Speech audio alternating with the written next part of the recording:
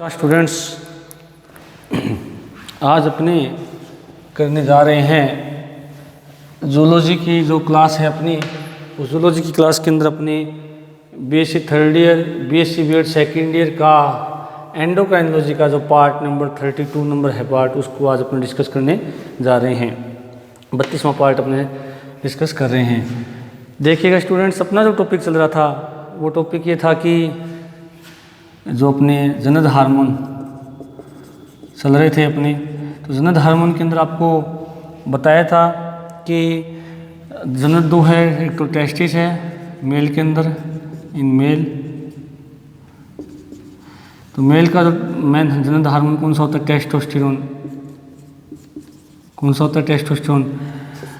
Female के अंदर क्या होते हैं? ओवरी होती है इन फीमेल। उसका हार्मोन कौन सा है? एस्ट्रोजन, प्रोजेस्टेरोन और रिलैक्सिन।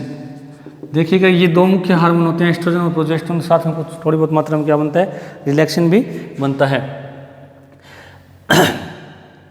तो अपने जो स्टूडेंट अभी तक पढ़ा है जनद हार्मोन के अंदर टेस्टिस, मेल के अंदर जो टेस्टिस है उसका टेस्टोस्टेरोन पढ़ लिया है।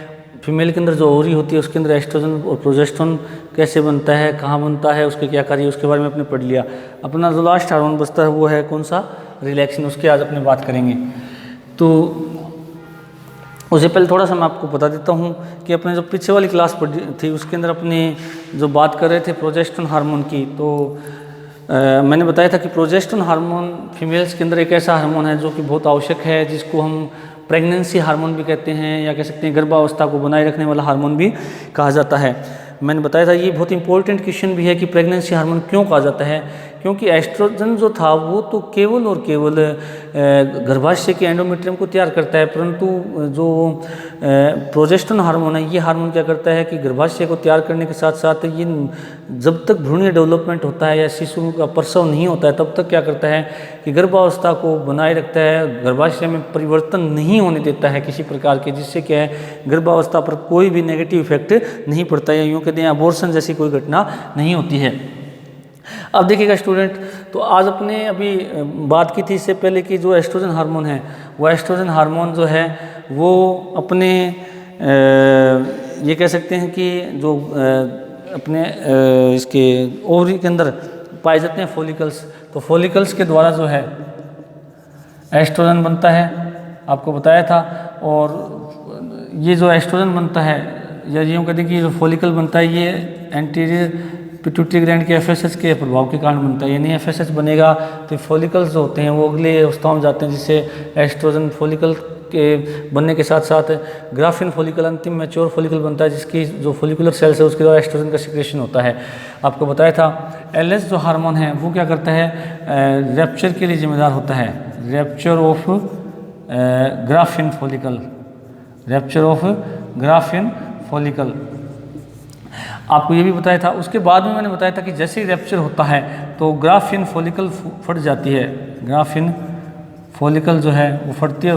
किसका निर्माण होता है? कार्पस ल्यूटियम का निर्माण होता है, ये आपको बताया था। और कार्पस ल्यूटियम जब बनती है तो कार्पस ल्यूटियम किसका स्त्राव करती है? प्रोजेस्टेरोन हार्मोन का स्त्राव करती है। और एक बात मैं बता देता हूँ आपको थोड़ा सा जानकारी के लिए कि जो अपनी कार्पस ल्यूटियम ग्लैंड होती है इसको एक साइक्लिक ग्लैंड भी कहा जाता है। कार्पस ल्यूटियम के लिए क्या यूज़ होता है? साइक्लिक ग्लैंड शब्द भी यूज़ होता है। क्यों यूज़ होता है ये आपको मैं थोड़ा सा बता देता हूँ। वैसे तो डिटेल में अपने इसको आगे पढ़ेंगे जब मेंस्ट्रुअल साइकिल पढ़ेंगे, परंतु उससे पहले मैं थोड़ा सा आपको बात बताता हूँ मेंस्ट्रुअल साइकिल की। तो मेंस्ट्रुअल साइकिल के अंदर कार्पस ल्यूटियम बनती है 14वें दिन के बाद में, 28वें दिन तक बनी रहती है। अब देखिएगा यदि कार्पस ल्यूटियम मैंने बताया था महिला यदि विवाहित है तो कार्पस ल्यूटियम 9 महीने बने रहेगी, क्योंकि निषेचन, अगर महिला विवाहित है तो उसमें निषेचन की संभावना अधिक रहेगी, और निषेचन यदि होगा तो कार्पस ल्यूटियम 9 महीने बनी रहेगी, जिससे किसका सिक्रेशन होता है? प्रोजेस्टेरोन का सिक्रेशन होता रहेगा। अब देखिएगा कि 9 महीने तक बनी रहेगी अलग बात है। यदि महिला अविवाहित है तो उसके अंदर क्या होता है कि 28वें दिन, रज चक्र के 28वें दिन तक कार्पस ल्यूटियम बनी रहेगी, और जैसे ही निषेचन नहीं होता है तो कार्पस ल्यूटियम नष्ट होकर के वापस 14 दिन बाद में नए रज चक्र में बनती है। तो इस प्रकार अविवाहित महिलाओं के अंदर निषेचन नहीं होने की कंडीशन में अगर हम ये कहें, थोड़ा सा उचित कहना ये होगा, चाहे महिला विवाहित हो या अविवाहित, उनके अंदर क्या होता है कि रज चक्र के अगर नियमित होता है तो उनमें क्या होता है कि यदि निषेचन नहीं होता है तो नहीं होगा तो क्या होगा कि कार्पस ल्यूटियम 14वें से 28वें दिन के दौरान बनेगी। अगर निषेचन नहीं होता है तो 28वें दिन डिस्ट्रॉय होगी, फिर 14 दिन के बाद में वापस बनेगी। इस प्रकार से ये बनती रहती है, बिगड़ती रहती है, बनती रहती है, बिगड़ती रहती है। तो इसलिए इसको क्या, कौन सी ग्लैंड कहा गया? साइक्लिक ग्लैंड कहा गया है। और ये चूंकि मैंने बताया था कि कार्पस ल्यूटियम जो होती है वो किसके अंदर पाई जाती है? ये अंडाशय के अंदर पाई जाती है। ये थोड़ा सा ध्यान रखना, न कि गर्भाशय के अंदर। किसके अंदर होती है? अंडाशय के अंदर पाई जाती है।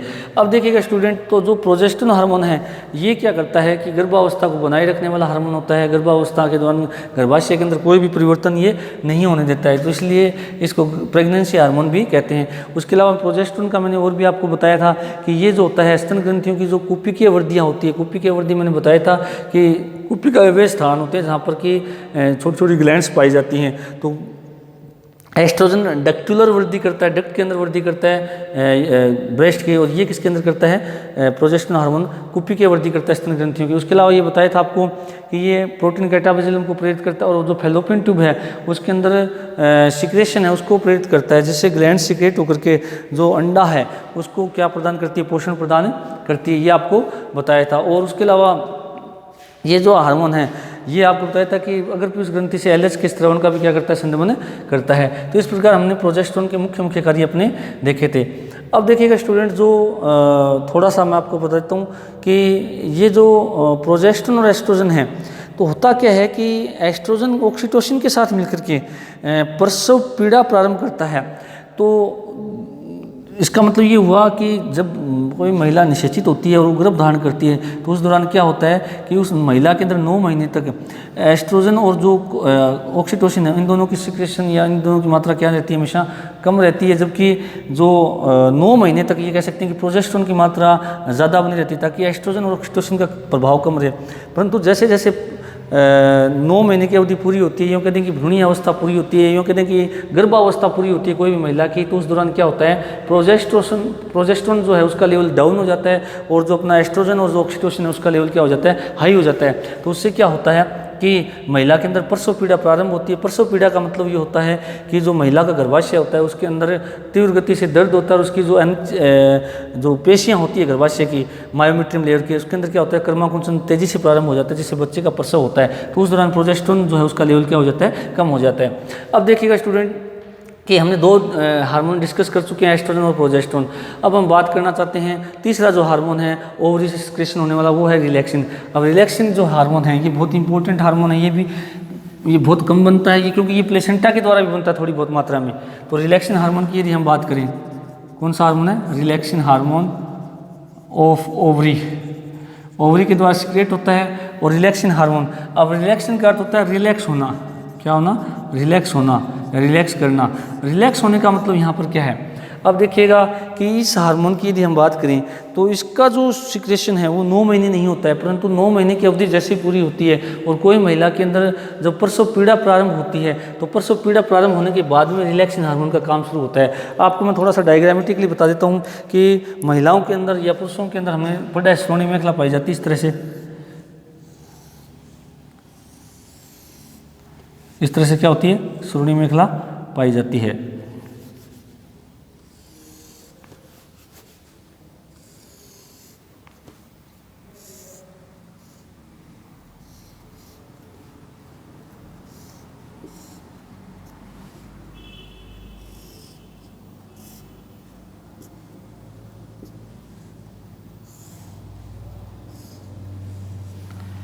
ये रीढ़ की हड्डी इस तरह से श्रोणी मेखला पर आधारित रहती है, आपको ध्यान होना चाहिए। श्रोणी मेखला की 3 हड्डियाँ होती है, इलियम, इस्चियम और ये होती है प्यूबिस। कौन सी होती है? प्यूबिस। इधर ये भी इलियम, 2 हड्डियाँ होती हैं एक श्रोणी मेखला के अंदर, इलियम, इस्चियम और ये भी कौन सी होती है? प्यूबिस। यहाँ पर ये एक जॉइंट पाया जाता है, ये जॉइंट पाया जाता है, ये वाला। इस जॉइंट को कहते हैं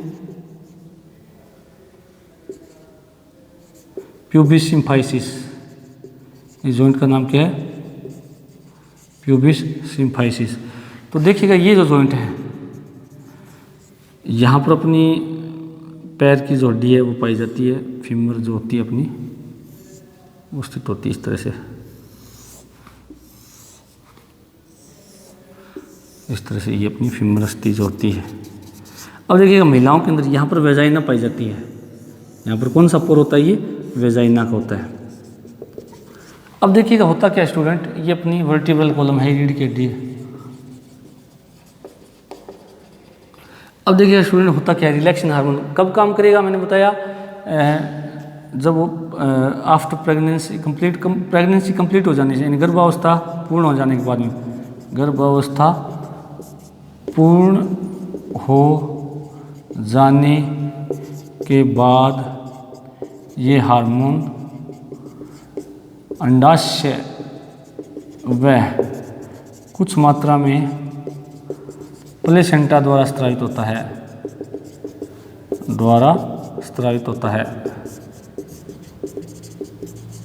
अब हालांकि मैं बताता हूँ कि गर्भावस्था जैसे ही पूरी होगी तो प्रसव पीड़ा प्रारंभ होगी, यानी प्रसव क्रिया प्रारंभ होगी। और प्रसव पीड़ा के लिए जिम्मेदार कौन से हार्मोन है? ऑक्सीटोसिन और एस्ट्रोजन। और ऑक्सीटोसिन आपको बताया हुआ है पश पीयूष ग्रंथि के द्वारा स्रावित होता है, जो दुग्ध का स्रावन करने वाला भी हार्मोन है और प्रसव पीड़ा को भी प्रारंभ करने वाला हार्मोन है। तो वो दोनों ऑक्सीटोसिन और एस्ट्रोजन अपना काम जब शुरू करेंगे, उसके बाद में कौन सा हार्मोन तो स्रावित होता है? अंडाशय और प्लेसेंटा से रिलैक्सिन हार्मोन।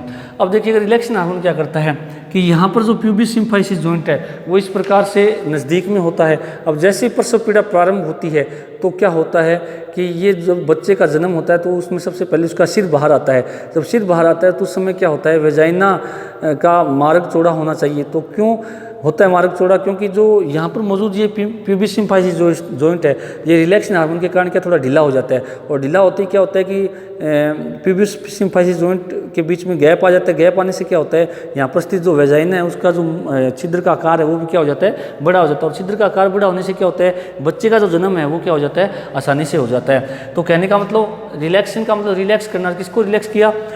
श्रोणि मेखला की प्यूबिस सिम्फाइसिस जॉइंट को रिलैक्स कर दिया। तो जैसे ही प्यूबिस सिम्फाइसिस जॉइंट रिलैक्स होता है महिलाओं के अंदर, तो वेजाइना जो है वो वेजाइना क्या करती है, चौड़ी हो जाती है, जैसे बच्चे का जन्म क्या हो जाता है, आसानी से हो जाता है। उसके अलावा यदि हम बात करें रिलैक्सिन हार्मोन की, तो रिलैक्सिन जो हार्मोन है, ये हार्मोन जो है नर में प्रोस्टेट ग्रंथि के द्वारा भी स्रावित होता है। थोड़ी बहुत मात्रा में नर में प्रोस्टेट ग्रंथि के द्वारा भी रिलैक्सिन बनता है, जो कि स्पर्म की गतिशीलता के लिए आवश्यक है। गतिशीलता के लिए आवश्यक है कौन सा हार्मोन? Relaxin hormone. तो थोड़ा बहुत ही नर के अंदर भी बनता है, परंतु नर के अंदर इतना ज़्यादा नहीं है, क्योंकि नर के अंदर जो है प्रोस्टेट ग्रंथि जो पाई जाती है संख्या में एक होती है, जो कि यूरोजेनिटल पोर के ऊपर, यूरोजेनिटल ट्रैक के ऊपर स्थित होती है। वहाँ पर ये थोड़ी बहुत मात्रा में बनता है। कौन सा? रिलैक्सिन, जो कि स्पर्म की गतिशीलता, यानी जो स्पर्म आसानी से गति करे अपनी पूंछ की सहायता से, उस दौरान क्या करता है कि ये जो सीमन होता है उसको थोड़ा सा तरलता प्रदान करता है, ताकि तरल होने से शुक्राणु अपनी पूंछ की सहायता से क्या कर सके, गति कर सके। तो पुरुषों के अंदर भी इसका क्या है, काम पाया जाता है। और ये भी थोड़ा बहुत माना जाता है कि ये नर के अंदर जो है, जब शुक्राणु अंडाणु को भेदन की क्रिया करता है तो वहाँ पर भी इस हार्मोन का होना आवश्यक है। तो ये भी कुछ वैज्ञानिक मानते हैं कि नर में शुक्राणु द्वारा अंडाणु के भेदन में भी इस हार्मोन का होना आवश्यक है। इस हार्मोन का होना आवश्यक है। कौन से हार्मोन का? रिलैक्सिन का। और किसके अंदर? नर के अंदर। तो नर के अंदर इसका इतना नहीं है, मुख्य कार्य किसके अंदर इसका? मादा के अंदर है। तो नर के जो ये हार्मोन है, केवल टेस्टोस्टेरोन होता है मेन, और मादा के अंदर की कौन से 3 हार्मोन है? एस्ट्रोजन, प्रोजेस्टेरोन और रिलैक्सिन हार्मोन। अब देखिएगा स्टूडेंट, तीनों हार्मोन बनते हैं, तीनों हार्मोन का अपना अपना कार्य है। गर्भावस्था को बनाए रखने में भी आवश्यक है, और प्रसव पीड़ा के दौरान प्यूबिस सिम्फाइसिस जॉइंट को भी क्या करते हैं, ये रिलैक्स करते हैं। तो इस प्रकार अपने जो है तीनों जनरल हार्मोन अपने देख लिए हैं, किसके अंदर? मादा के अंदर। अब देखिए स्टूडेंट, ये अपना एक टॉपिक पूरा हो गया और साथ में अपनी जो एक यूनिट है पूरी हो गई। इस यूनिट के अंदर अपने 3 मुख्य चैप्टर थे। पहला जो चैप्टर था अपना वो ये था कि स्तन ग्रंथियाँ जो होती हैं, एंडोक्राइन ग्लैंड इन मैमल्स, जिनके बारे में मैंने आपको बता दिया था कि एंडोक्राइन ग्लैंड्स जो है वो कितने प्रकार की होती है। स्तन ग्रंथियाँ, एंडोक्राइन ग्लैंड यानी कितने प्रकार की होती है मैमल्स के अंदर, स्तनधारियों के अंदर कितने प्रकार की होती है, क्योंकि अपना टॉपिक यानी जो बुक का नाम ही है endocrine gland of mammals.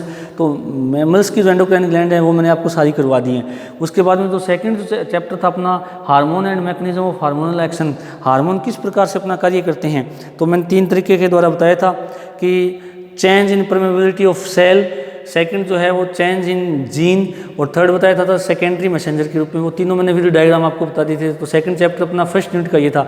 Third जो अपना चैप्टर था वो था कि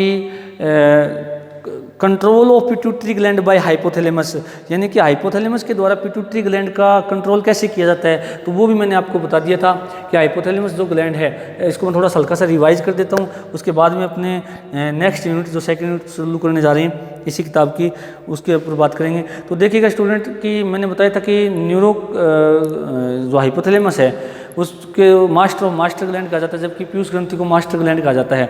तो देखिएगा कि मैंने थोड़ा सा आपको ये बातें साथ साथ ही बता दी थी कि किस प्रकार हाइपोथैलेमस पीयूष ग्रंथि का नियंत्रण करती है। हालांकि ये आपकी बुक में अलग चैप्टर दिया हुआ है, पर मैंने साथ साथ में जितने हार्मोन पढ़े उससे पहले भी ये बात बताई और प्रत्येक हार्मोन के साथ में भी ये बात आपको बताई है। अब देखिएगा स्टूडेंट कि जैसे अपने बात करें हाइपोथैलेमस, तो मैंने बताया था हाइपोथैलेमस एक अपना ब्रेन का हिस्सा है या मस्तिष्क का हिस्सा जो तंत्रिका कोशिकाओं के द्वारा बना होता है। अब मैंने आपको बताया था कि हाइपोथैलेमस जो है वो पिट्यूटरी ग्लैंड का नियंत्रण करता है। पिट्यूटरी ग्लैंड जो है वो 2 भागों में बंटी होती है, एडिनो हाइपोफाइसिस और न्यूरो हाइपोफाइसिस। एडिनो हाइपोफाइसिस जो भाग होता है वो 80% भाग होता है, लगभग 75 से 80% भाग होता है। जो न्यूरो हाइपोफाइसिस जिसको हम पश्च पीयूष ग्रंथि भी कहते हैं वो लगभग 20 से 25% भाग बनाता है। एडिनो हाइपोफाइसिस जो है उसके अंदर उपकला कोशिकाएं पाई जाती हैं, एपिथेलियल सेल्स पाई जाती हैं, जो क्या करती है खुद हार्मोन का निर्माण करती है और उन हार्मोन्स को निर्माण करने के बाद में यानी उनका सिंथेसिस और सिंथेसिस करती है। सिंथेसिस करने के बाद में उनको ब्लड के अंदर सीक्रेट भी करती है। कौन? एडिनो हाइपोफाइसिस या अग्र पीयूष ग्रंथि की एपिथेलियल सेल्स। अब मैंने बताया था कि एडिनो हाइपोफाइसिस या एपिथेलियल सेल्स हैं अग्र पीयूष ग्रंथि की, उनके द्वारा अलग अलग हार्मोन बनते हैं, जैसे ग्रोथ हार्मोन है, LH है, FSH है, ACTH है, आपको बताए हुए हैं। उसके अलावा MSH है, उसके अलावा प्रोलैक्टिन है। ये हार्मोन्स मैंने बताए थे, ये सारे के सारे किसके द्वारा स्रावित होते हैं? TSH है। जैसे ये सारे के सारे हार्मोन एडिनो हाइपोफाइसिस के द्वारा स्रावित होते हैं और एडिनो हाइपोफाइसिस में क्या पाई जाती हैं? उपकला कोशिकाएं पाई जाती है।